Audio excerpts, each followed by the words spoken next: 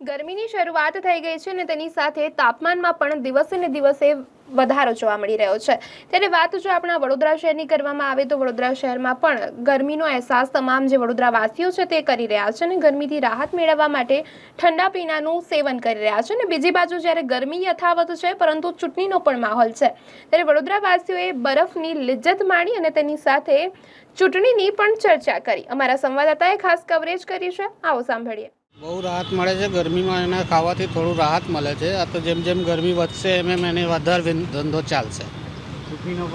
ચૂંટણીનો માહોલ છે તો મોદી સરકાર ફરીથી આવવાના જ છે, કેમ કે સૌને સાથ સૌને વિકાસ લઈને ચાલે છે, ભેદભાવ નહીં રાખતો એ।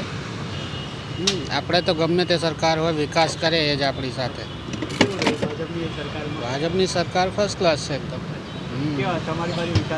થાય છે ને અમારી બાજુ બી, મારે તો બધી જગ્યાએ જઉં છું, થાય છે વિકાસ। એવું નહીં થતું કે અહીંયા થાય છે અહીં નહીં થતું, બધી જગ્યાએ વિકાસ થાય છે। મોદી સરકાર ફાઇનલ જ છે। સતીશ કુમાર સિંહ, હું RR કેબલમાં જોબ કરું છું। બરફનું વેચાણ સારું છે, એકદમ મસ્ત ફેમિલી રાતે આવે છે, બહુ સરસ છે રિસ્પોન્સ છે। બરફના ગોળા છે 2-3 જાતના ક્વોલિટી વાઇઝ, ઓરેન્જ કોઠા, કાલા કટ્ટા, પાઇનેપલ, હજુ બધા અલગ અલગ ફ્લેવરના છે અને બહુ સારો છે રિસ્પોન્સ। ગરમી બહુ સારી છે।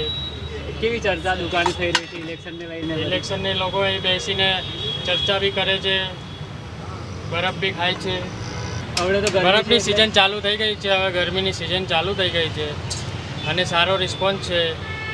આપણો 25 વર્ષ જૂનો ધંધો છે, ફરી સારો કર્યો।